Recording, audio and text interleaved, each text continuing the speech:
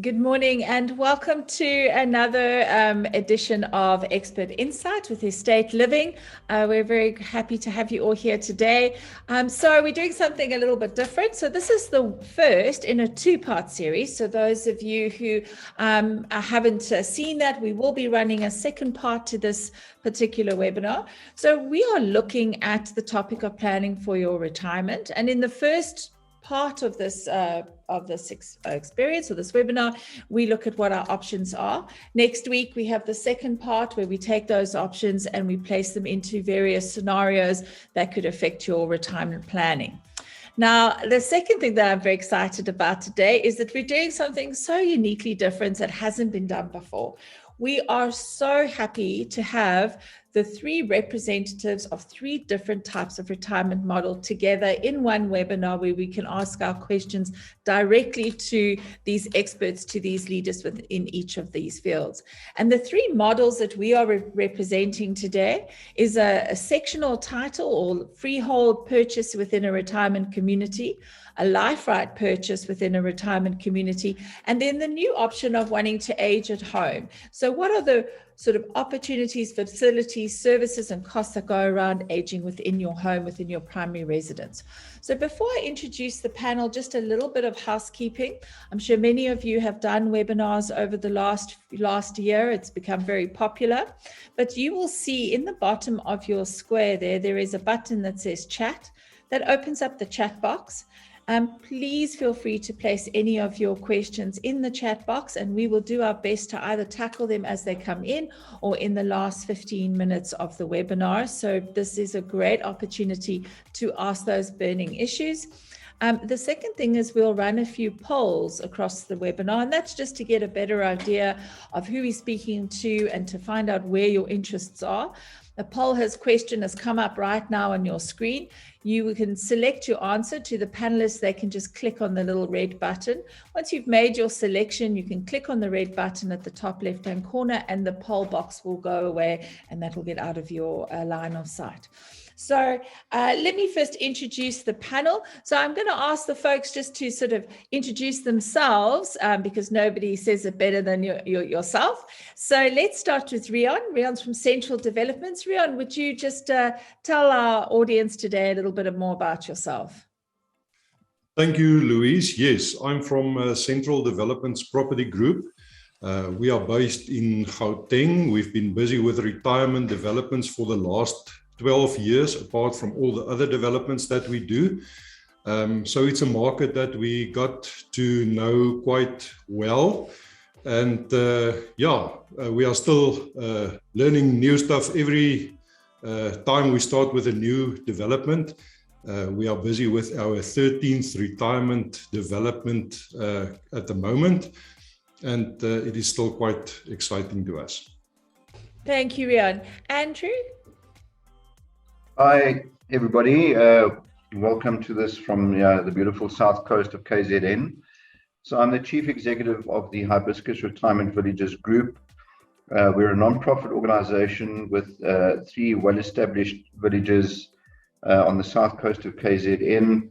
We've been around for about 60 years. And we're busy with a very exciting development of our fourth village, the Wyndham Retirement Village near Unkemas, about 50 kilometers south of Durban. It's a R1 billion project. We're probably about 3 years into that, and the village is already doing particularly well, and we're very excited about that and providing a very important level of care, support, comfort to our elderly folk. Thank you, Andrew. And then last but not least, Rachel, perhaps you can just give us and maybe a new sort of player to the field to a certain extent. Rachel, maybe you could introduce yourself as well, please. Good morning, everyone. My name is Rachel Vickers, and today I hail from Joburg. I live, however, in the beautiful Cape in the Southern Peninsula. I've been part of the retirement community and retirement servicing or service providers for a couple of months. Previously to that, I was a serial entrepreneur focusing on people development and leadership development. But my passion has always been about people and how we can help people live to their greatest potential. And in the world of aging in place or staying at home instead of having to move out of your home in your retirement years, we've been able to really tap into a lot of the hopes and dreams that people still have. Just because we're getting older doesn't mean that those dreams fade away. And so our services and our business that I'm building as the managing director is really to provide services and logistics that help you age in place, taking the pressure off you, but making sure that you're healthy, well cared for, and your family and you are fully comfortable. Thank you so much, Rachel. And I really look forward to unpacking that as I think that what you're offering as a business moves away from that typical just providing nursing services, but rather a sort of scaled services as one starts to age.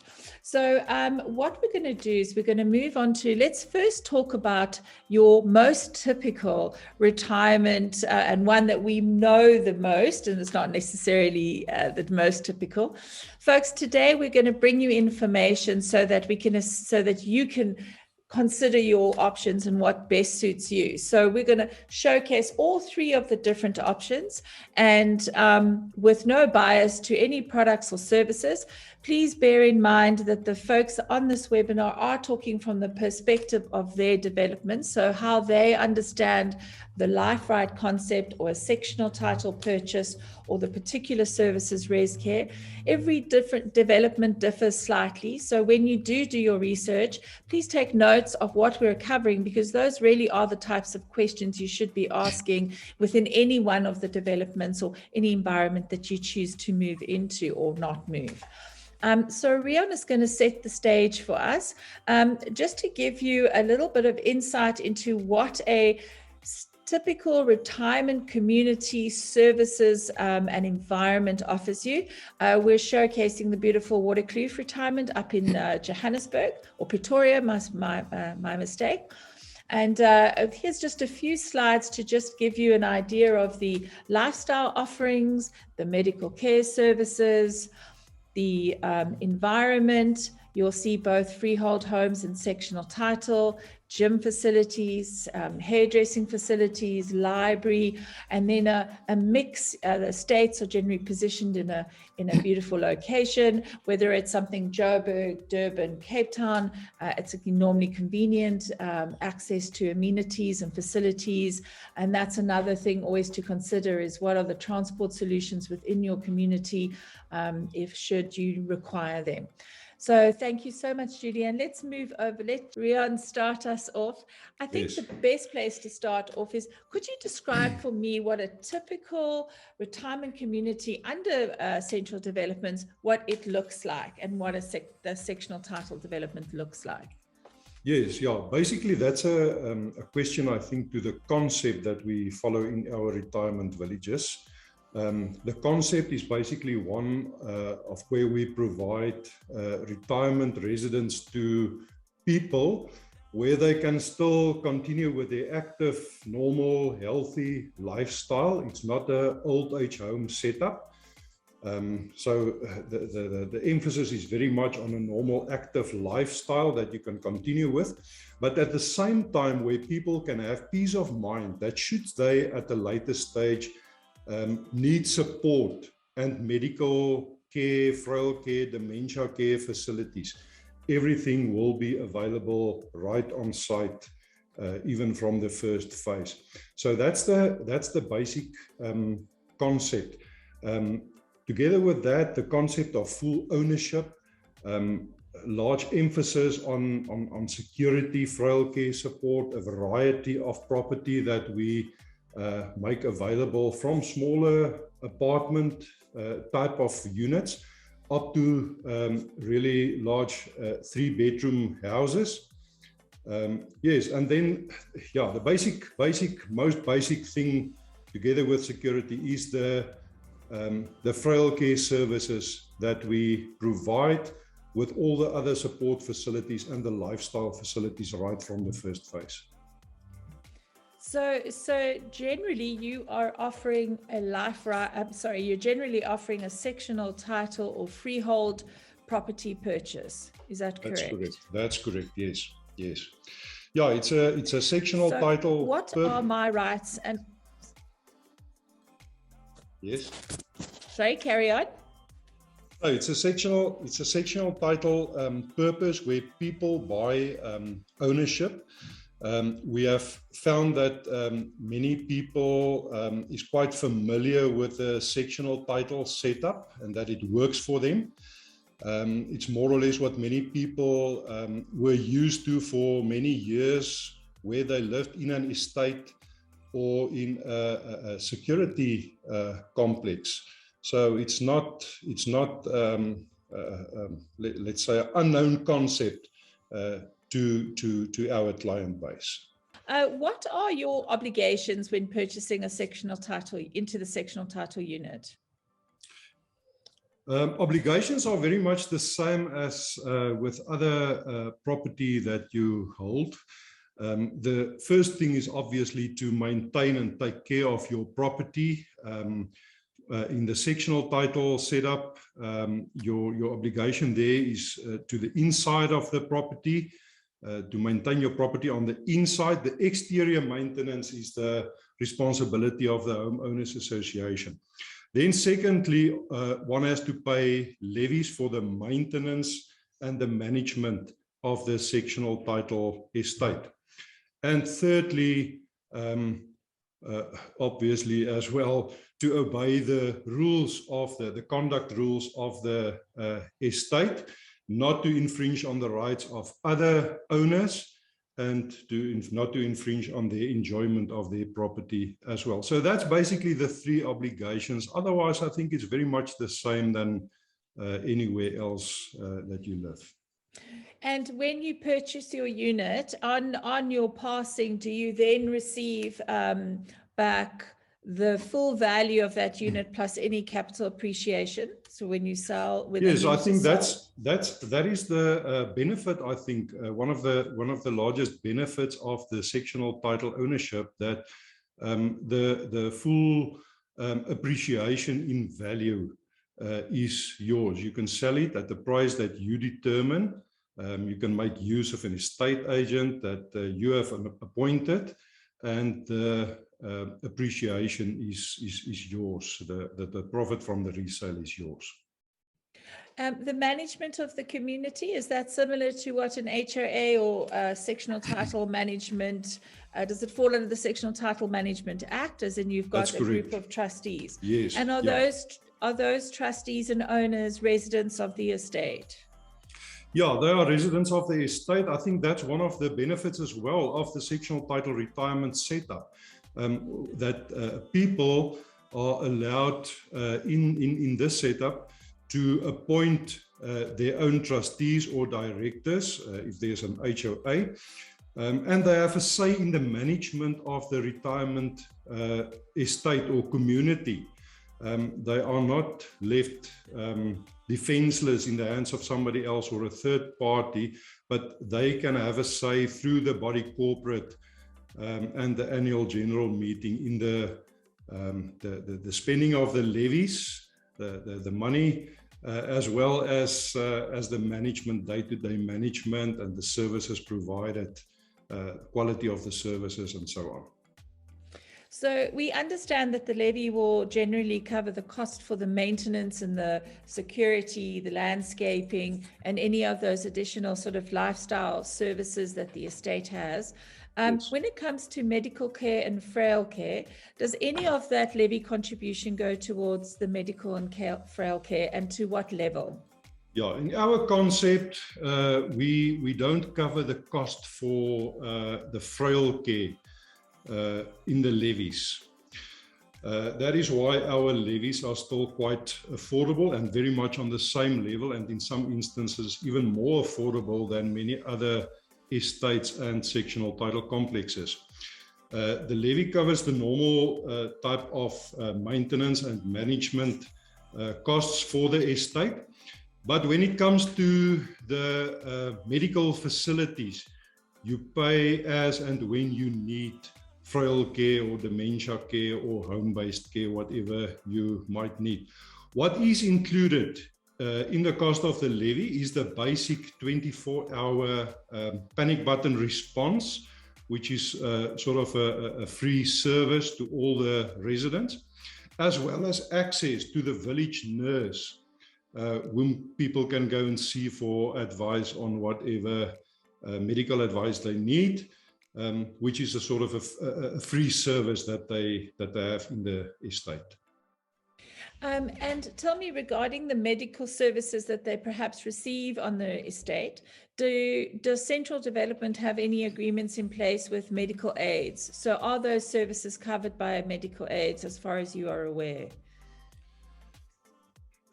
Very few medical aids cover the costs of frail care and dementia care. It depends on the medical plan that people have and the details thereof.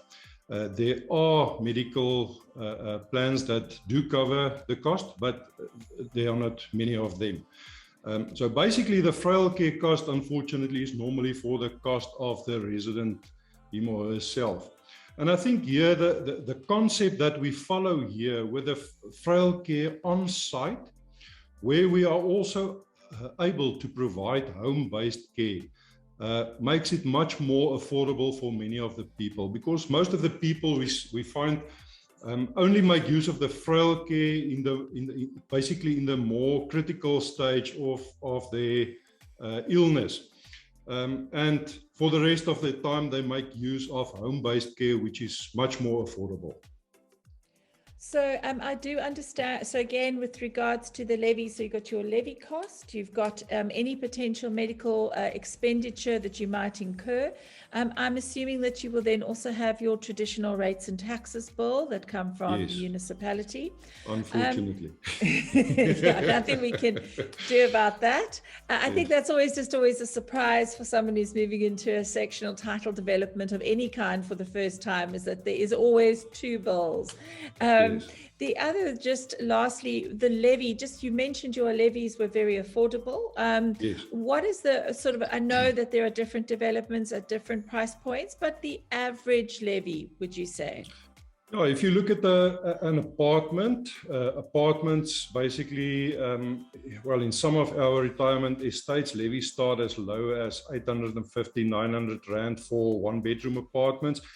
If you look at houses, the average two-bedroom house, let's say anything from 1,800 to 2,200 for the smaller two-bedroom houses.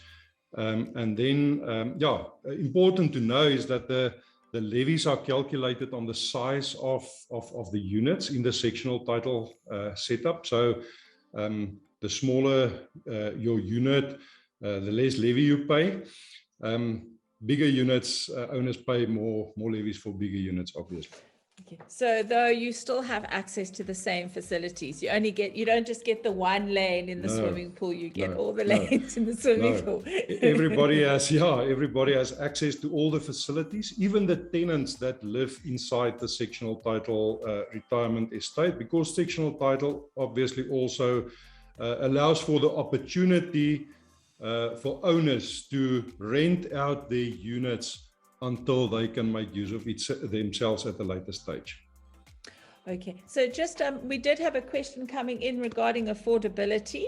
And that is always one of the major concerns. So just to reiterate, we are placing this particular webinar on a kind of estimated of a 2-bedroom, 2-bathroom costing around 2 million Rand in a sectional title development. Yes. So and that's up to 2.5 million for a 2-bedroom, 2-bathroom. Please note there are developments in different areas that come in at different prices, but based on what we're talking about today, that's kind of the price range that we're looking at. Thank you so much, Riaan. We appreciate the information and the time. We're just keeping the pace of the webinar. I think let's move across to Andrew and let's talk about life right, because I think this is in some parts of the country it's a well-known topic.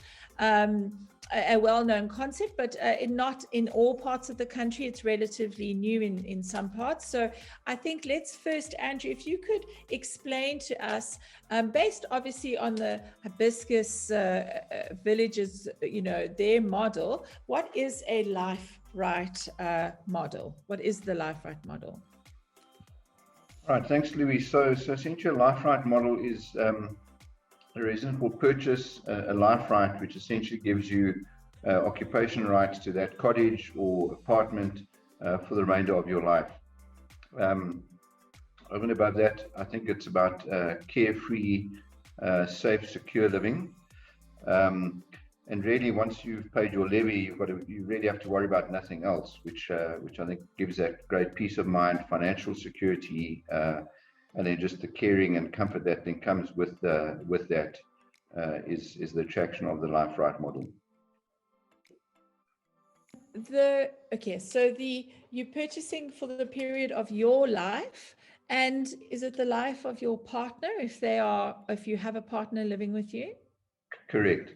So all signatories to our life right agreement, typically partners, are then covered for the remainder of their lives. You can also buy into the life right there's a small calculation we do and a small top up in certain cases to get a new partner into the life right should you have lost your partner during your stay. Okay, so if you choose to remarry or bring in a new partner under whichever circumstance, that person will then there's an adjustment calculation and they can then remain. So based on a life right model, what are your rights and obligations around the property?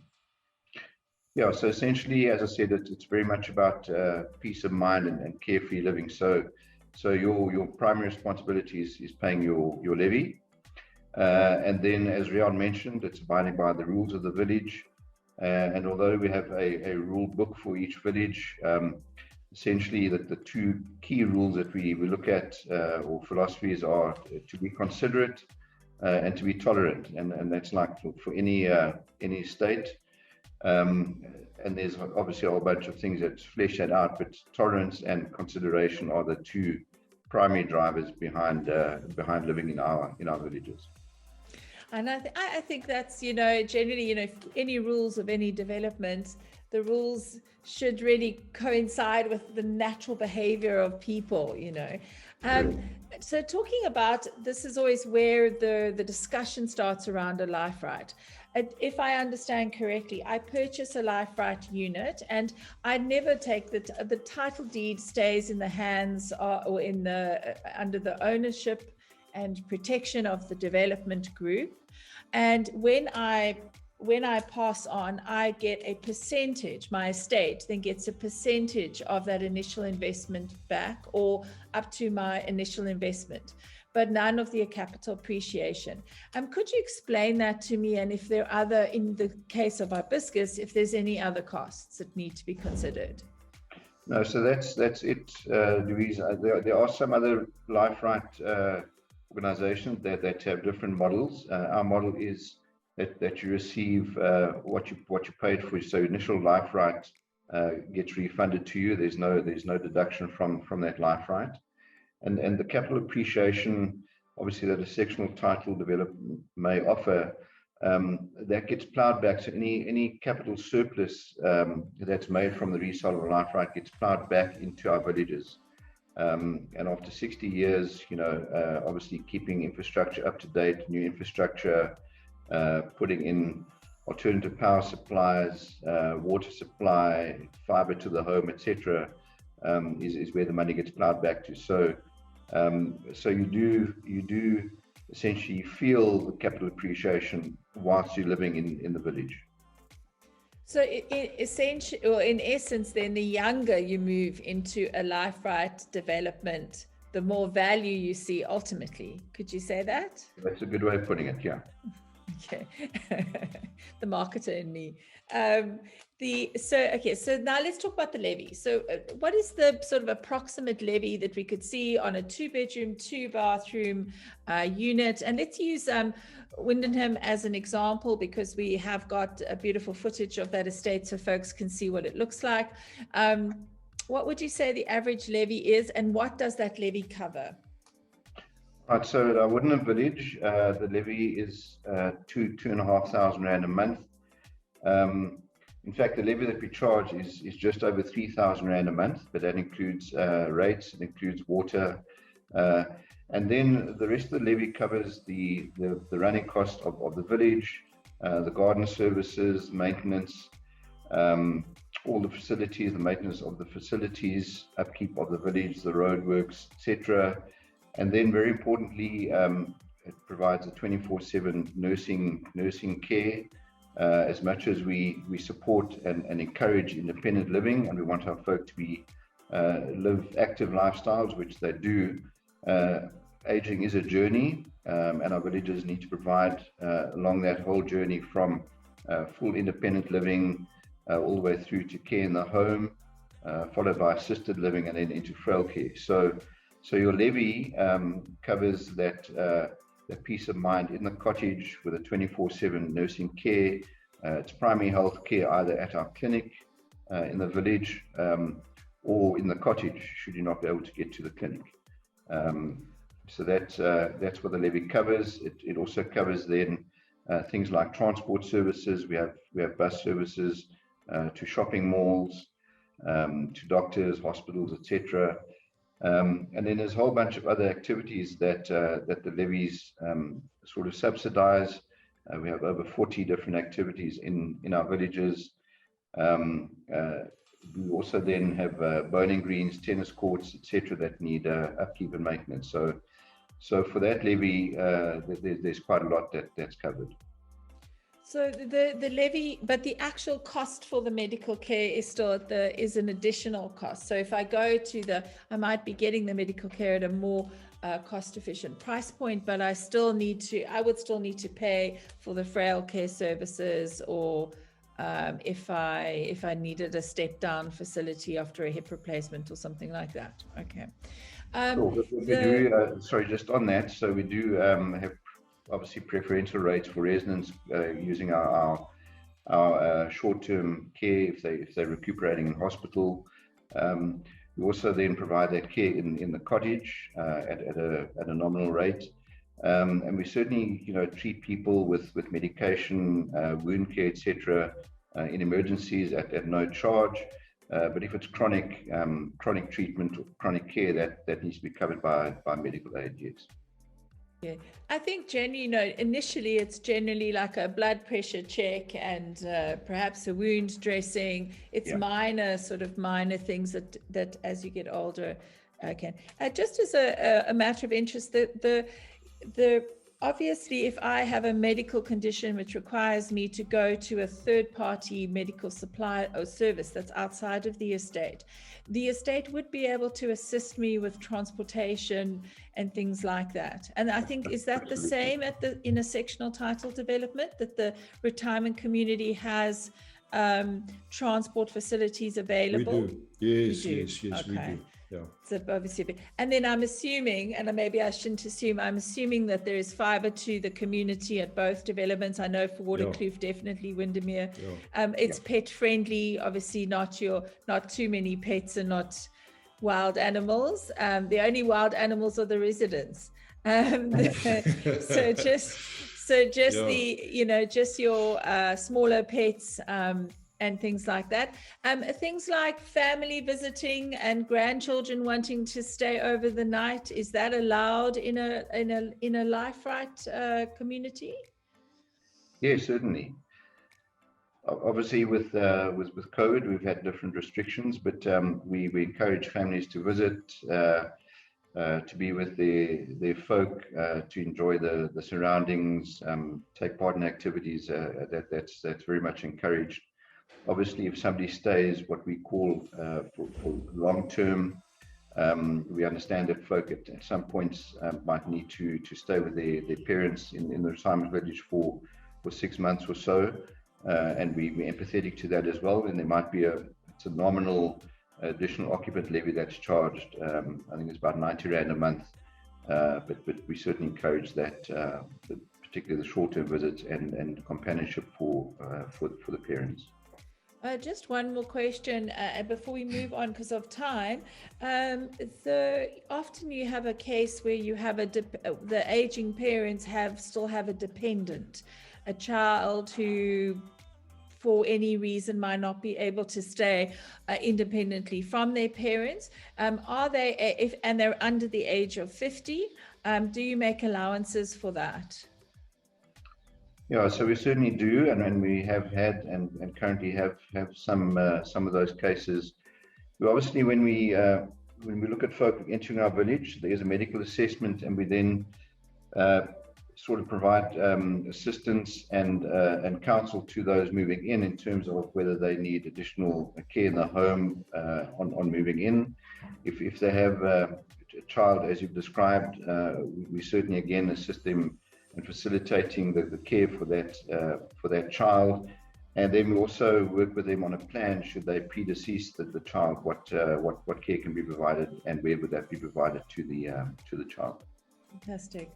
Definitely, both the sectional title and the life right are thinking of the care of, and care just seems to be the primary driver here, the care of the family, the care of the aging parents, security, etc. We're going to move across to our Louise, yes, sorry. But I didn't answer your one question around the frail care. So the frail care is not included in the levy. There's a separate tariff for frail care. Again, our residents get preferential rates for our frail care, and quite a lot of the any surplus that you make on the capital proceeds from life right resales goes towards subsidizing the deficits in the frail care to try and make the frail care tariffs affordable. Thank you. I think just to answer a question coming into the chat, and I think the question is regarding what are the guarantees of the security of the finance of that development. Will this model, be sustainable for the duration of my life? I think that is a question for any type of residential community purchase, whether sectional title or rife right. And as a buyer, you have the right to ask to see the health of the books. You can, if you're buying in a sectional title development, you should be able to receive the financial statements from the buyer that you're buying from or their family. It is made available in the notes from the AGM, so that does give you access there. And Andrew, if somebody wants to see the strength of the books of the life right development, are they able to ask you those questions and see evidence that this is a secure model? No, absolutely. So we have an annual report, a glossy annual report that we publish every year, which includes our audited annual financial statements. We also prepare a budget which is shared with all of our 4 villages for adoption.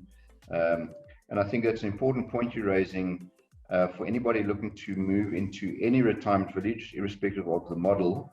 I think it's important to do your homework around the track record of that organization. Have they lived up to their promises in terms of development of frail care, etc.? Get your hands on the audited financial accounts of that organization, and then I think also just look at the model. Unfortunately, some organizations, particularly in the life right space, have fairly opaque models with a bunch of trusts in the background. And I think just do your homework to be satisfied that the financial diligence or the financial performance is sound and sustainable. Thank you so much, Andrew. Let us move to our third option, just to keep, again, we're moving into the last 10 minutes of our webinar. So please, folks, pop your questions into the chat box. As you can see, we are going to handle as many as we can. If Andrew and Riaan would mind, if you see any chat questions there that are relevant to you, if you don't mind commenting on them. Rachel, I think what we're doing with Rezcare is a pretty new concept. I know it's early days for yourself, but the business itself has been around for a little bit longer.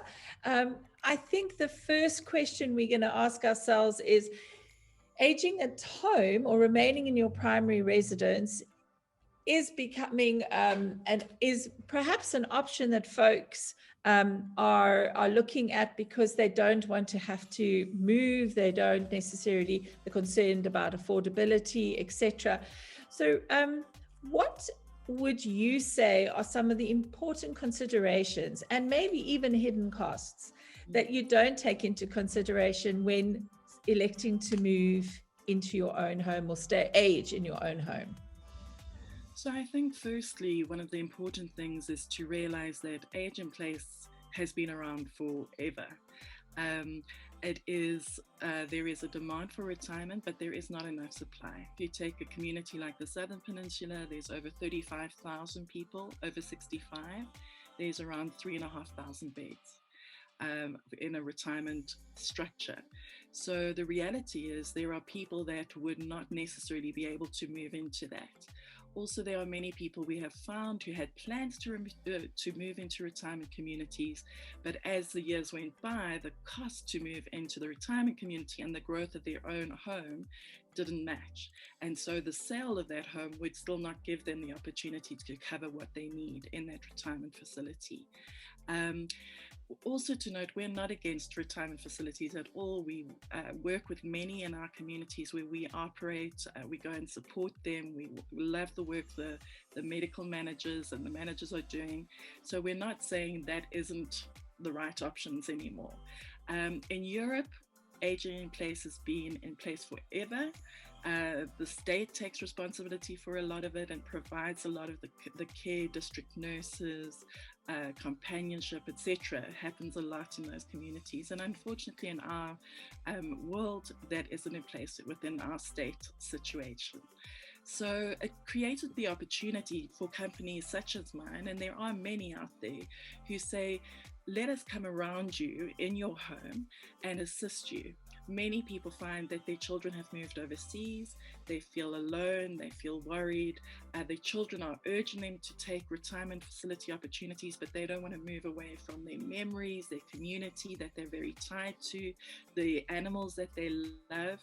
I've got a beautiful lady that I work with who has 102 canaries, and it would be impossible for her to move those into the facilities around her. Her cats, her dogs, and these are family members that she wants to stay. She's just turned 89. Does her own washing, does her own cleaning, her home is fastidiously clean, just amazing, but needs a little bit of support now and then, and a companion visit, a gardener.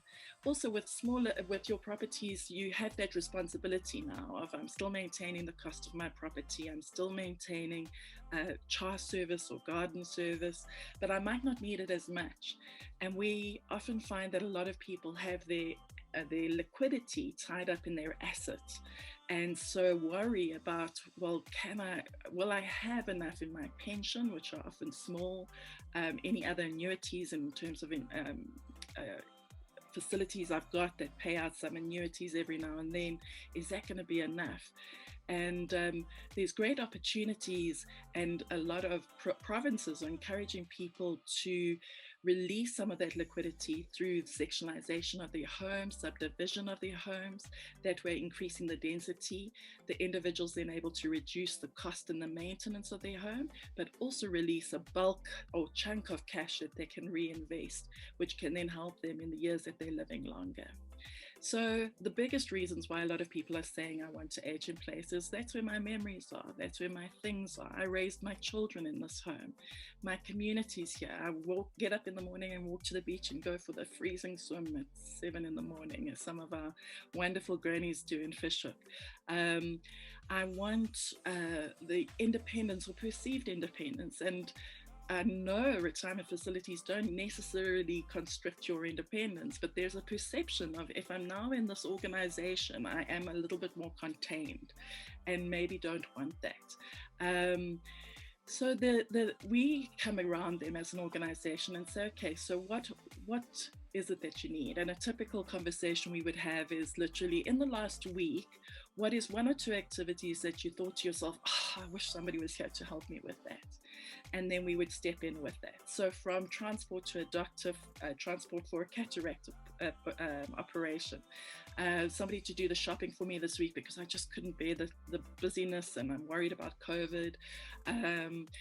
Other examples are somebody just to come and celebrate my birthday with me because a lot of my friends and family have moved away. Other things are dementia care in the home, home-based care, typical nursing services, which the traditional nursing services and nursing community offers. We do work in collaboration with service providers in the whole community. So we contract them in, but we manage those contracts for the individuals. So they don't have to worry that they're getting quotes that are people taking advantage of somebody older. I had one lady who was quoted for a sliding door repair, 39,000 Rand. It cost 2,500 Rand to fix, so we make sure that nobody's taking advantage of anyone in the community. We manage their finances if they need us to, from literally ensuring that they able to use their internet banking if they need to, or getting to the bank if they need to, etc. Obviously, some of these things have risks, and we need to make sure that everybody who works with us have got police clearances, are fully assessed, the supervision is really strong. So there's all those kind of dynamics. But essentially, the conversations we have are, how can we help you today? How can we give you what you need today, not just a package? So when we first launched our business, we had a package of $7.99 a month, and you got certain things. And then we'd have different people say, but I want 2 of those, or I want 1 of those. So we redesigned it and said, pretty much, you describe exactly what you want in your home. What is it that you want? And some people want the companionship, and a huge one, the tech support. Come and help me use my DSTV. My wires aren't all connected anymore, and I don't know what's been unplugged, and then we'll go in and sort that out. And so you can frame your expense based on when you need it, how you need it, and how often you need it. So it's been a really fun journey to sit with clients and to frame that for them, to have them enjoy their animals, their things. We do assist clients who are looking to move into, so many people are on waiting lists in our community where we are in terms of the existing retirement facilities. And so we look to support them in that time that they're in the waiting list. Sadly, they might never get through into that list, so their life may well end through the list into the community while they're still at home. And so our mandate is really to say, we'll be that extension of your family if we need to be. I've got a beautiful lady who's suffering from Alzheimer's, and she said, but I didn't get married to my husband so that somebody else would take care of him. And I said, well, treat us as sisters. We're your sisters who can come around you and support you in the midst of that. And she said, oh, I never had a sister. And then she turned to her husband and said, I didn't, eh? And it's such a privilege to do a wake-up service for them, where we go in, we do the shower in the morning, getting her ready for the day, making sure they both had a good breakfast, spending time with her, walking her with her dog, and then settling her for the day. And others, we do wake-up and twilight services, where we come and get them ready at the end of the day. So just to interject there, just to get an idea, because if you're moving into, I just want to have an idea of costs. So if you're moving into a retirement community, whichever model it might be, and you're paying a levy, that levy contributes towards having those kind of engagements. So, the vehicle to take your transport, the gym, the security, and perhaps even you have activities that are on the development. If we skin that back and we say we're not moving out, and in a week I need maybe 3 trips to the shops to get some groceries. I'd like to go, I've got a bowls game and a card game, so some sort of activity. I have to have my blood pressure checked by a nurse. I'm double check, maybe I've got a diabetes that I'm also checking, etc. So a basic package or some kind of idea of what that would look like. And I know it's difficult to say because everybody's so different, but if we look at just those fundamentals, security, basic companionship, once a month, a checkup for blood pressure, whatever, transport, shopping excursion, what would you look at from a cost perspective? So pretty much $299 gives you 24/7 contact to a help desk that you can at any time phone for a request for assistance. That isn't emergency medical response or emergency security response. Many people already have ADT, and we're very privileged in the Southern Peninsula having a company called CMR who are focused in that community on medical response. So that a lot of people have CMR already, but that would have cost them about R1,000 in all for medical response, $299 with us, their ADT services. Monthly maintenance, typically, they generally have a big maintenance project they need to fix, things that they've been wanting to fix for ages, which usually goes up to about $5,000 to $10,000. And then they don't, it's the small thing here, a globe changed, etc. And we charge between $100 and $250 for that call out. To do the globe change, excluding any supplies that they need. So it's again relatively manageable. We've got plumbers, electricians on our books as well who are reputable, and we call out should they need those. In terms of the care or companionship, let's look at that first because that's an important one. Where I'm lonely, I actually just need someone to be around. We charge R100 for members who per hour. So a person would come in and just be a companion. They might end up doing some light cleaning when they're there. They might cook a meal when they're there. They might play a game of chess, whatever it might be. On average, we find most people want 4 to 6 hours of companionship in a month. And so you're looking at R400 to R600 investment. And then in terms of carers and nursing care, it's really typical of your nursing care out there. We have differentiated our services because all the community nursing in our community takes 4 hours plus. You can't get under 4 hour nursing care. We focus on 1 hour, 2 hour, 3 hour, and then 4 hour plus. So for a 1 hour session as a non-member, you're paying R230.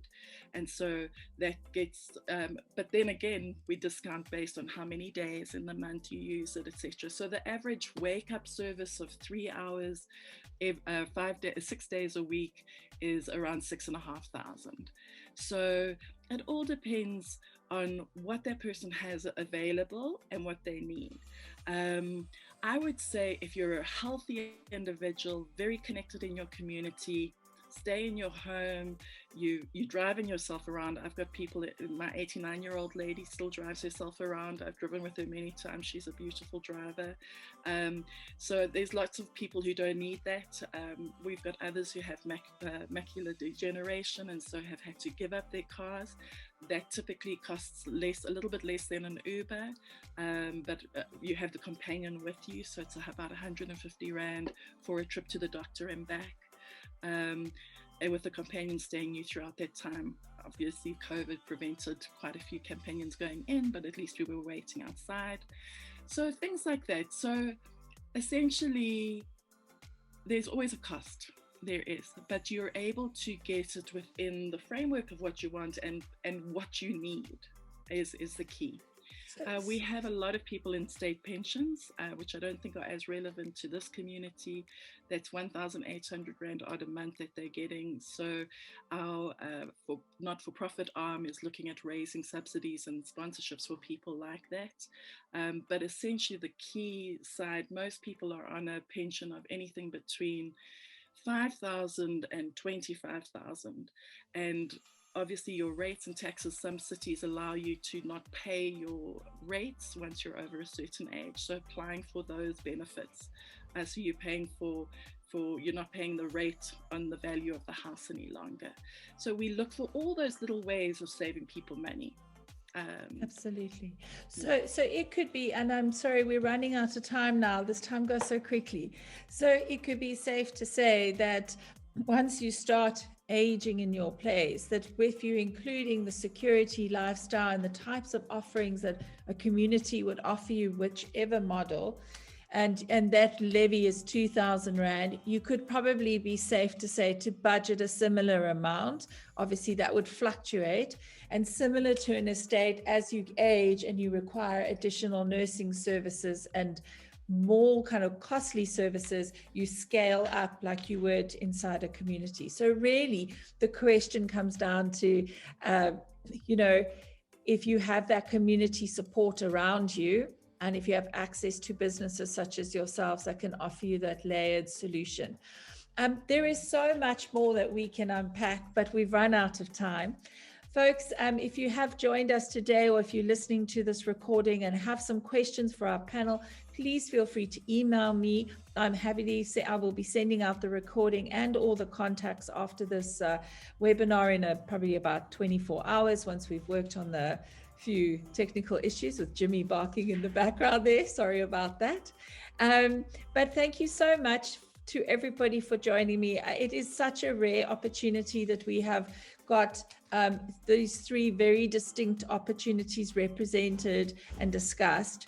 And I'm looking forward to seeing where we go. And please, folks, send us your questions, and we will, and please, next week in the second part to this webinar, we're going to take what Rachel said from a cost perspective, what she mentioned in the sectionalizing of a property. There was so much more, getting a border, a whole lot of different types of solutions. We will take that into consideration when we look at our costing models and our scenario planning, and then all the information provided by both Riaan and Andrew as well.